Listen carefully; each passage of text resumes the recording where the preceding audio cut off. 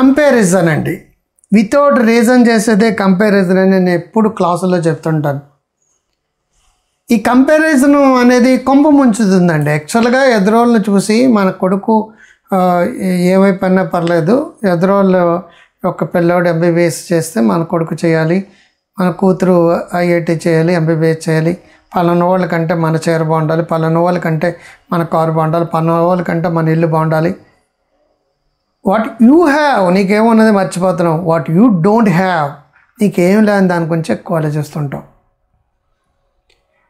ఆఖరి ఇల్లు కొన్నాం అనుకోండి, ఎన్ని కోట్లతో కొన్నాం, ఎన్ని కోట్లతో కొన్నాం. కొన్నాక టైల్స్, పలానా వాళ్ళ ఇంట్లో టైల్స్ బాగున్నాయి, మా టైల్స్ బాగుంటే బాగున్నాయి. అరే నువ్వు వేసుకున్న టైల్స్ చాలా మంచివి, అందరూ వచ్చి నీ టైల్స్ బాగున్నాయి బాగున్నాయి బాగున్నాయి అంటున్నారు. నువ్వేమనుకుంటున్నావు, పలానా వాడి ఇంట్లో ఉన్న టైల్స్ ఉంటే నీకు బాగుంటుంది అనుకుంటున్నావు.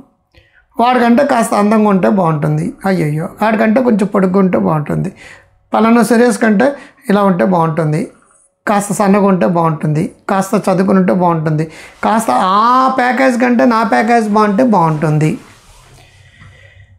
అందరూ అమెరికా వెళ్ళారు, నేను వెళ్ళకపోతున్నాను, వెళ్తే బాగుంటుంది, నా కొడుకన్నా వెళ్తే ఇంకా బాగుంటుంది. నాకు బీటెక్ లేదు కాబట్టి నా కొడుకు బీటెక్ చేయాలి, మా ఇంట్లో ఎవ్వరికి డాక్టర్ లేడు కాబట్టి నా కూతురు కంపల్సరీగా డాక్టర్ చేయాలి, వాడికి జమచచ్చు ఉంది నాకు లేదు, అయినప్పటికీ నువ్వు ఆనందంగా ఫీల్ అవ్వవు, ఇంకోటి ఏదో కావాలని కోరుకుంటావు. ఎప్పుడు కూడా నీలో అసంతృప్తి పెరిగిపోయింది, సంతృప్తి ఉండాలి, పెరిగిపోయింది.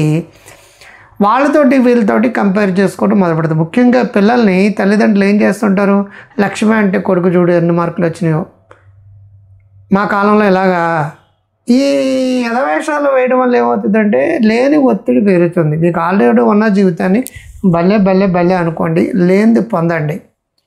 అంతేగాని అదొస్తేనే ఆనందం, ఇదొస్తేనే ఆనందం, ఇదొస్తే సుఖాలు కంఫర్ట్స్, అంతేగాని ఆనందాలు కాదండి. అది ఆనందం అనేది ఇక్కడ ఉంటుంది. సంపద వల్ల ఒక వస్తువు వస్తుంది, ఒక వస్తువు వస్తే దానివల్ల కొన్ని కంఫర్ట్స్ వస్తాయి అంతే.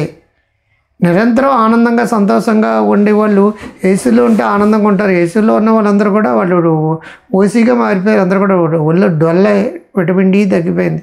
పొలగాల ఏసీ లేవు, ఏమీ లేవు, స్ట్రాంగ్గా ఉండేవారు.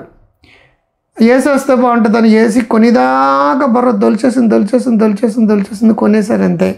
తర్వాత నుంచి కరెంటు బిల్ ఎక్కువ వస్తుందని ఏడుపు.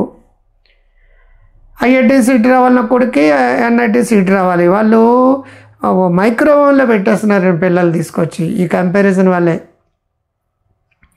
నువ్వు ఐఐటి చేయలేదు, ఎన్ఐటి చేయలేదు, ఎంబీబీఎస్ కాలేదు, ఏం కాలేదు, నీకు చదువు కూడా చాలా తక్కువే, అయినప్పటికీ నువ్వు సంపాదించడం లేదండి, నువ్వు బతకడం లేదా, నువ్వు ఇల్లు కట్టుకోలేదా, కారు కొనుక్కోలేదా, బైక్ కొనుక్కోలేదా, సంసారాన్ని లాగడం లేదా. ఏదో ఉంటే ఆనందం, ఏదో ఉంటే సంతోషం, ఏదో ఉంటే ఎవరో వస్తారు, ఏదో చేస్తారు, ఏదో చూసి మోసపోతాం. ఎలాగో పలానా దాని కారణంగా సంతోషం వస్తుంది, పలానా వాడి కంటే మంచి ఇల్లు కొడితే సంతోషం ఉంది. ఎంతకాలం అది ఒక వస్తువు లేనంతసేపు అది వస్తే బాగుంటుంది అనుకుంటున్నారు. కష్టపడి కొనేసాక ఆ వస్తువుని మీరు చూడరు, ఇంకొకటి ఏదో వస్తే బాగుంటుంది అనుకుంటున్నారు. కారు కొనేదాకా పిక్కుతుంది, ఏ కారు కొనాలన్నారు, పలానాకి ఏ కారు కొనాలన్నారు, హోండా సిటీ కారు కొనాలన్నారు. దానికోసం తిరిగారు, కారు కొనేశారు, కొన్నాళ్ళు తిరిగారు. ఇప్పుడు మన కారును మనం చూడవండి, ఎదురింటోడు కారుని చూస్తాం, పక్కింటోడు ఫ్లాట్ కారుని చూస్తాం. ఆ కారు భలే బాగుంది, అనవసరంగా ఈ కారు కొన్నాను. అనవసరంగా కాకపోయినా అవసరార్థం కొన్నా సరే ఆ కారు నచ్చుతుంది. నిజంగా ఆ కారు కొంటే ఆ కారులో కూడా ఆనందం ఉండదు. అది మా ఆవిడ కంటే వేరే ఆవిడ వస్తే బాగున్నాం, మీ ఆవిడ ఏం తక్కువ తింది అనుకుంటున్నాను, నా మగుడు కాకుండా వేరే మగుడు వస్తే బాగున్నాం, పలానా లక్ష్మి చూడు ఎంత బాగుండదు, చక్కగా ఉంటుంది, పొద్దుగా ఉంటుంది.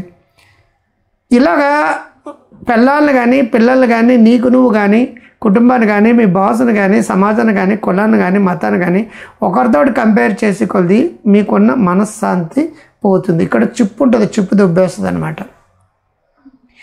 నీకంటే నిన్నటికంటే ఈరోజు నువ్వు బాగున్నావంటే ఆ బల్లె అనుకో అంతే. నీకు నువ్వే కంపారిజను, నిన్నటికంటే ఈరోజు కంటే రేపటి కోసం అని ఎలాగ ఆడుతున్నాడో. రేపటి కోసం నేను ఎప్పుడు అంటాను, ముందులే మంచి కాలం, ముందు కంటే రేపటి కోసం అని అర్థం.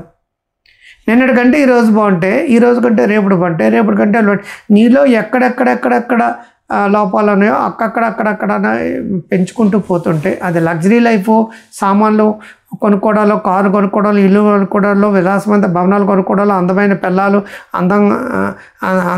బ్యూటీ క్లినికల్ కానీ ఈ కంపారిజన్ అవుతుంది. నీకంటే నువ్వే కంపారిజన్. నిన్నటికంటే ఈరోజు బాగుంటే బాగున్నట్టు, ఈరోజు కంటే రేపుడు బాగుంటే బాగున్నట్టు. ఆప్టిమిజం అంటే అదే, ఆశావాదం అంటే అదే. నీతోటి నువ్వే పోటీపడు. ఊళ్ళో వాళ్ళతో అందరూ పోటీపడి టెన్షన్, భయాలు, ఆందోళన పెట్టుకోవద్దు.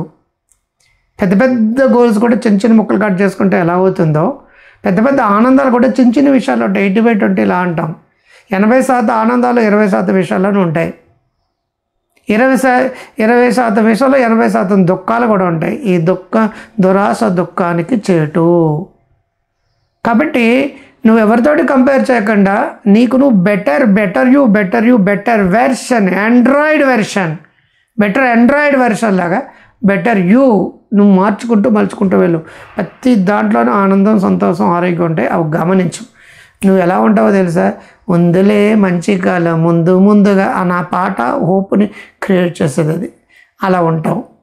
ఇది నచ్చింది అనుకోండి, లైక్ కొట్టండి, కామెంట్ బాక్స్లో కామెంట్ పెట్టండి, సబ్స్క్రైబ్ చేయండి, ఎక్కువ మందితో చేయించండి, సోషల్ మీడియాలో షేర్ చేయండి, మీ వాట్సాప్ స్టేటస్లో కూడా షేర్ చేయండి.